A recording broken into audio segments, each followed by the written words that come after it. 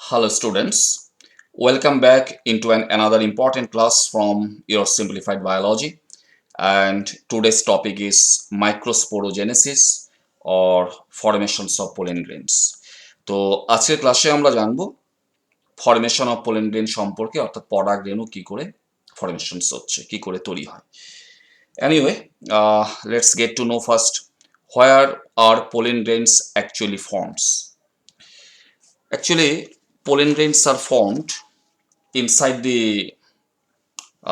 pollen sacs or the microsporangium of anther from the pollen mother cells by meiosis cell divisions, and that is the reasons why the pollen grains are haploid unicellular spores. আসলে এই যে pollen grains which are very minute haploid unicellular spores, এগুলো actually কোথায় তৈরি হচ্ছে?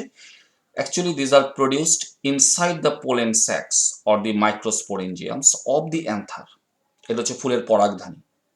আর পরাগধানীর ভিতর যেগুলি পরাগস্থলী বা পোলেন স্যাক্স থাকে, সেই পোলেন স্যাকের ভিতরে থাকে পোলেন মাদার সেলস, অর্থাৎ পরাগরেণু মাতৃকোষ, হুইচ আর ডিপ্লয়েডস।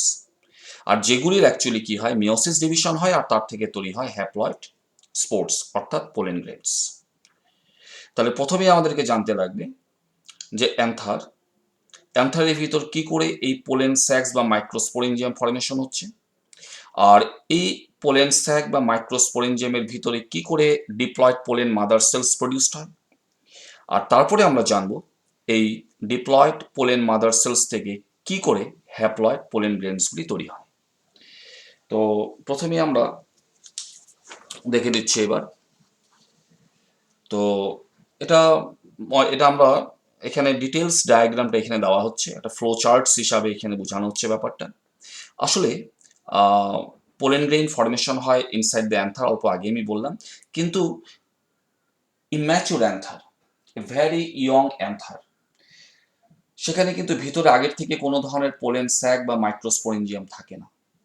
আর একটা ভেরি ইয়ং অ্যান্থার প্রথম থেকে কিন্তু সেটা বাইলোপটো হয় না, সেখানে যে দুটা লোব থাকবে, অ্যান্থার লোব থাকবে, সেটা দুটা অ্যান্থার লোবও থাকে না।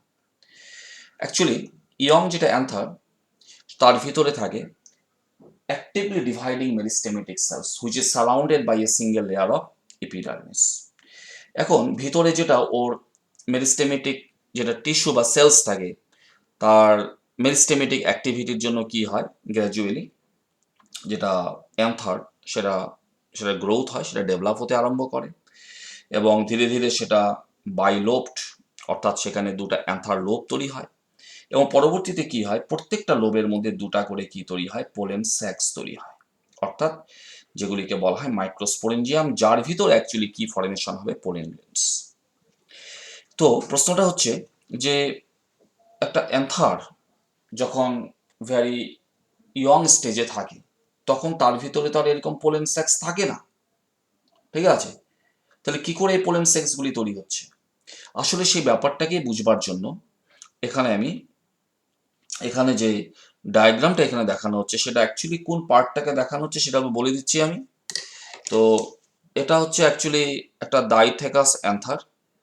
এগুলো হচ্ছে তার চারটা corner, and each corner contents a pollen sac. Actually এখানে যেটা ডায়াগ্রাম দেখানো হচ্ছে, এই ডায়াগ্রামটা হচ্ছে একটা কর্নারের, ঠিক আছে? আমি ধরে নিচ্ছি এই কর্নারটার ডায়াগ্রাম হচ্ছে এটা। তাহলে এই কর্নারে যা যা চেঞ্জেস আসবে, সেম চেঞ্জেস এখানেও আসবে, এখানেও আসবে, এখানেও আসবে। তো আমি বাকি কর্নার্সগুলিকে আর এখানে দেখাচ্ছি না ডায়াগ্রামে, শুধু একটা কর্নারকে নিয়ে আমি কাজ করছি, ঠিক আছে? আমরা দেখবো যে একটা কর্নারে কি কি চেঞ্জেস আসছে, কি করে সেখানে এই পোলেন স্যাকটা তৈরি হচ্ছে, আর তার ভিতরে কি করে পোলেন মাদার সেলস তৈরি হয়। সেজন্য এখানে যেটা ডায়াগ্রাম দেখানো হচ্ছে, সেটা জাস্ট একটা ডাইথেকাস অ্যান্থারের একটা কর্নারের ছবি বা ডায়াগ্রাম আমি এখানে তুলে ধরেছি। আসলে অল্প আগেও যেটা আমি বললাম যে একটা ইয়ং অ্যান্থার, তার ভিতরে কিন্তু আগের থেকেই কোনো পোলেন স্যাক্স থাকে না। যেমন এটা একটা ম্যাচিউরড অ্যান্থার, যার মধ্যে আমি কি পাচ্ছি, পোলেন স্যাক্স পাচ্ছি, ভিতরে পোলেন গ্রেইন ফর্মেশন হচ্ছে। কিন্তু এটাই যখন ইয়ং অ্যান্থার থাকে, ইয়ং অবস্থায় থাকে, তখন কিন্তু এই পোলেন স্যাকটা আমি পাবো না। যেমন এই ডায়াগ্রামটাতে নাই, পোলেন স্যাক নেই, বরঞ্চ সেই জায়গায় কি আছে, অ্যাক্টিভলি ডিভাইডিং মেরিস্টেমেটিক টিস্যুস আছে, আর সেটাকে ঘিরে আছে a layer of very thin walled epidermis. তো কি করে এখানে একটা পোলেন স্যাক্স ফরমেশন হয়, কি করে পোলেন স্যাক তৈরি হচ্ছে? আসলে ব্যাপারটা কি হয়, এই যেটা এপিডার্মিস, ঠিক এপিডার্মিসের নিচে ঠিক এপিডার্মিসের নিচে যে সেলসগুলিকে আমি দেখছি, এই সেলসগুলি হচ্ছে হাইপোডার্মাল সেল।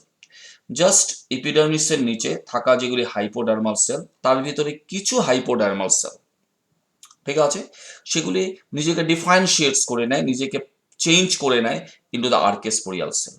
এই আর্কেস্পোরিয়াল সেলসগুলি হচ্ছে অল্প আকারে বড় এবং তাদের নিউক্লিয়াসটা ভ্যারি প্রমিনেন্ট হয় and they develop dense cytoplasm, ঠিক আছে।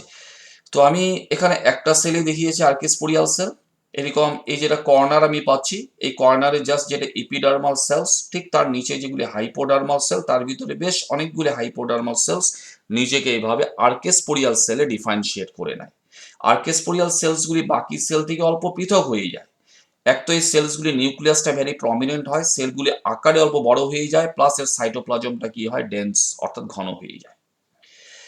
এক্স্যাক্টলি এরপর কি হয়, এই যেটা আর্কেস্পোরিয়াল সেল, এটা পেরিক্লিনাল ডিভিশনস হয়, ঠিক যেটা এপিডার্মিস আমি দেখছি, ঠিক এই সারফেস বরাবর এর প্যারালাল ডিভিশনস হচ্ছে, এটাকে পেরিক্লিনাল ডিভিশন বলা হয়।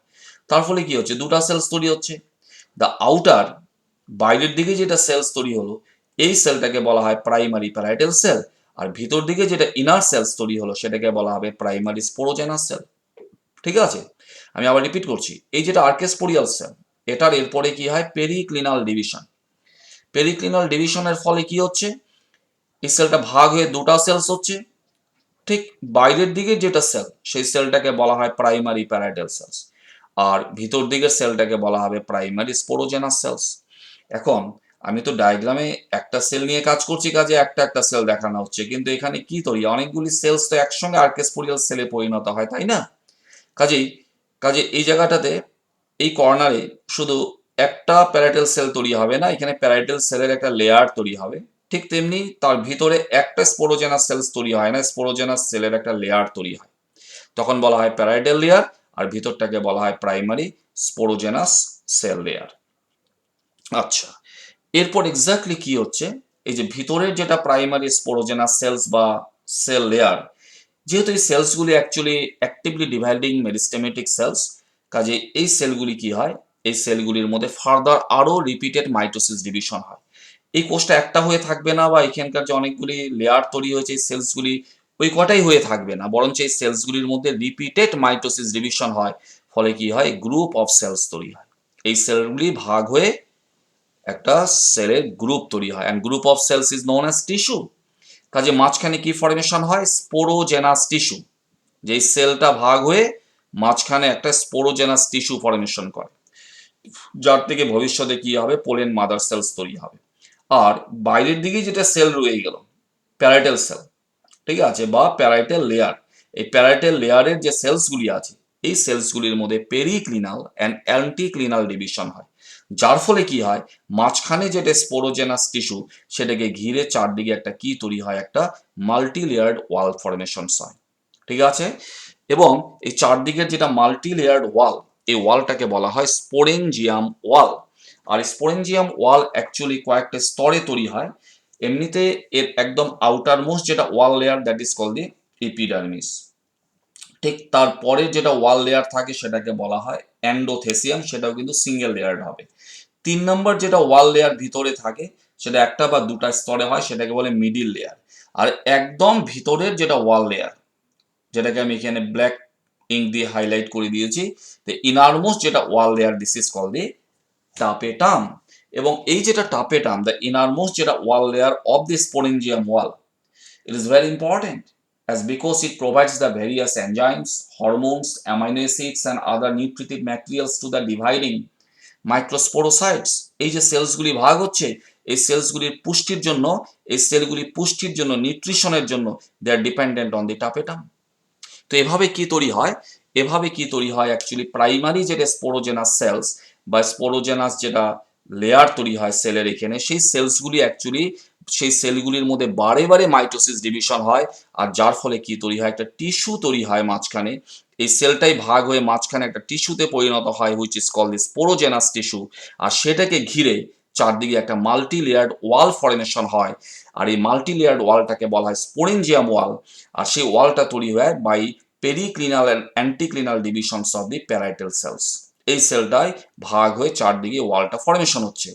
এবং এই যেটা স্পোরেঞ্জিয়াম ওয়াল, তার মধ্যে একদম ইনারমোস্ট যেটা wall layer, that is call the টাপেটাম। আর তার ইম্পর্টেন্সটা কিন্তু আমি অল্প আগেই এখানে বলে দিলাম।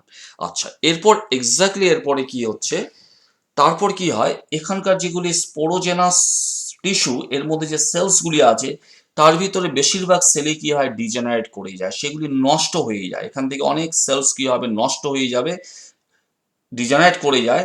এবং ডিজেনারেট করে যায় যার ফলে অ্যাকচুয়ালি কি হয়, ভিতরে একটা স্পেস তৈরি হয়, খালি যা ভিতরটা খালি হয়ে যায়। ঠিক আছে, কারণ অল্প আগেই কিন্তু ভিতরে সেলসগুলি খুব কম্প্যাক্ট অবস্থাতে ছিল। মাঝখান থেকে যদি সেল যদি নষ্ট হয়ে যেতে আরম্ভ করে, তাহলে বাকি কি হবে, ভিতরে একটা স্পেস তৈরি হবে, অর্থাৎ ভিতরটা খালি হয়ে যাবে। এখন এই খালি জায়গাটাই হচ্ছে আমাদের কি, পোলেন স্যাক। এভাবেই কি তৈরি হয়, একটা মাইক্রোস্পোরেঞ্জিয়াম বা পোলেন স্যাক তৈরি হয়। আর যেগুলি যেগুলি সেলস রয়ে গেল, ঠিক আছে, এই রয়ে যাওয়া সেলসগুলিকে বলা হয় পোলেন মাদার সেলস। আর যেগুলি সেল এখানে ডিজেনারেট করে যায়, সেই ডিজেনারেট হয়ে যাওয়া সেলসগুলির থেকেও কিন্তু এই পোলেন মাদার সেলসগুলি কি পায়, পুষ্টি লাভ করে বা পোষণ লাভ করে। ঠিক আছে, তাহলে এভাবে কি হচ্ছে, এভাবে এভাবে কি হয়, একটা ভিতরে একটা ক্যাভিটি তৈরি হয়ে যায়। ক্যাভিটিটা তৈরি হওয়ার কারণটা বুঝতে পারলে তো?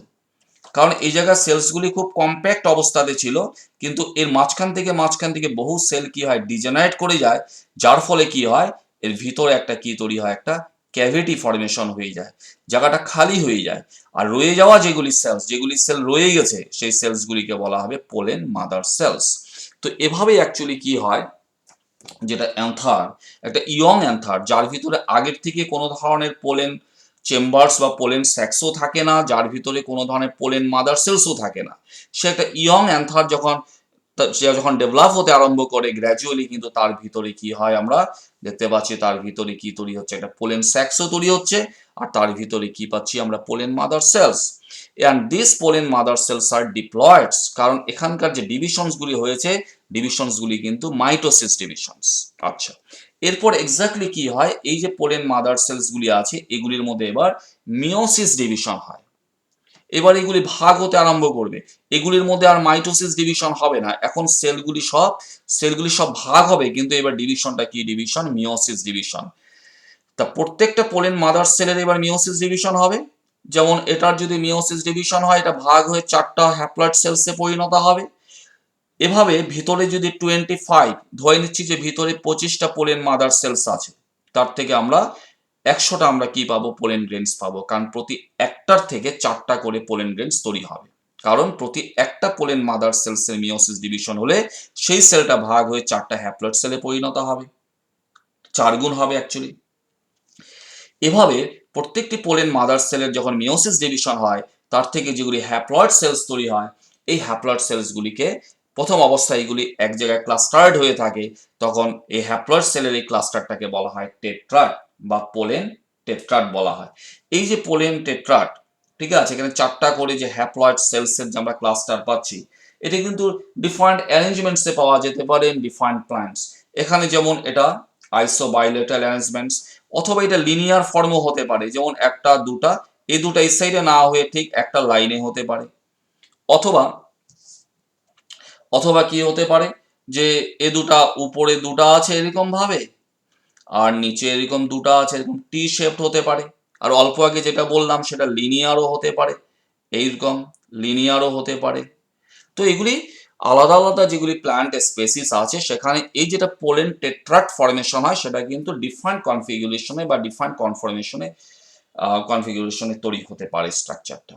ঠিক আছে, এনিওয়ে, তো এরপর কি হয়, অ্যাকচুয়ালি এই যে পোলেন টেট্রাস তৈরি হচ্ছে, যেগুলি হ্যাপ্লয়েড সেলস, এই হ্যাপ্লয়েড সেলসগুলির এবার এবার ধীরে ধীরে সেলসগুলি ডিফারেন্সিয়েটস হতে আরম্ভ করে, এর চারপাশে এক্সাইন্স ডেভেলপড হতে আরম্ভ করে, যেটাকে স্পোরোডার্ম আমি আগেও বলেছিলাম, লাস্ট ক্লাসেও বলেছিলাম, যে পোলেন গ্রেইনের যেটা স্ট্রাকচার, ঠিক আছে, যে প্রত্যেকটা pollen grain actually remain covered by two wall layer. Inner wall layer is known as the intine and the outer wall layer is the exine. এই স্ট্রাকচারগুলি অ্যাকচুয়ালি কি হয়, গ্র্যাজুয়ালি ডেভেলপ হতে শুরু করে। আই মিন যে এভাবে যেগুলি টেট্রাড বা পোলেন গ্রেনস তৈরি হয় সেগুলির মধ্যে ফার্দার ডিফারেন্সিয়েশনস হতে আরম্ভ করে। এবং এরপরে কি হয়, ধীরে ধীরে এগুলি কি হবে, এগুলির মাঝে অ্যাকচুয়ালি ক্যালোস নামের একটা কেমিক্যালস থাকে যেটা এগুলিকে আঠার মতন আটকিয়ে রাখে, ঠিক আছে, আঠার মতন আটকিয়ে রাখে, স্টিকি হয় সাবস্টেন্সটা। কিন্তু টাপেটাম ক্যালেস নামের এনজাইম তৈরি করে, যেটা অ্যাকচুয়ালি কি করে, এই পোলেন গ্রেনগুলোকে ড্রাই করে দেয় এবং সেগুলিকে সেপারেট করে দেয়, ফ্রি করে দেয়। অবশ্য কিছু কিছু প্লান্টসের ক্ষেত্রে কি হয়, এই পোলেন গ্রেনসগুলি অ্যাকচুয়ালি টেট্রাট ফর্মেই থেকে যায়, তখন সেটাকে বলা হয় কম্পাউন্ড পোলেন গ্রেনস। আবার ইন প্লান্টস লাইক ক্যালোট্রপিস, কিছু অর্কিডস আছে, সেই ক্ষেত্রে কি হয়, এই যে পোলেন গ্রেনসগুলি, যে যত পোলেন গ্রেনস তৈরি হবে ভিতরে, সেই পোলেন গ্রেনসগুলি অ্যাকচুয়ালি কি হয়, they remain united to form a lobe, ছোট্ট একটা গুটির আকার ধারণ করে থাকে, গুটির আকার ধারণ করে অ্যাকচুয়ালি একটা আরেকটার সঙ্গে, সমস্ত পোলেন গ্রেনগুলি একসঙ্গে যুক্ত হয়ে গুটির আকার ধারণ করে থাকে, তখন সেটাকে বলা হয় পলিনিয়াম। তো এভাবে কি হয়, ধীরে ধীরে এগুলো ডিফারেন্সিয়েটস হচ্ছে এবং এভাবে পোলেন মাদার সেল, সেগুলির মিওসিস সেল ডিভিশন হয়। প্রত্যেকটা পোলেন মাদার সেলের মিওসিস ডিভিশন হলে সেটা ভাগ হয়ে 4টা করে হ্যাপ্লয়েড সেলসে পরিণত হবে, আর প্রত্যেকটা হ্যাপ্লয়েড সেলস ধীরে ধীরে কি হবে, নিজেকে ডিফারেন্সিয়েটস করে নেবে into mature pollen grains. So এভাবেই অ্যাকচুয়ালি কি হয়, pollen grain formations হয় inside the pollen sacs of anther from the pollen mother cells by meiosis cell divisions. And that was all in today's class regarding the microsporogenesis, and thank you very much for learning with me. Thank you.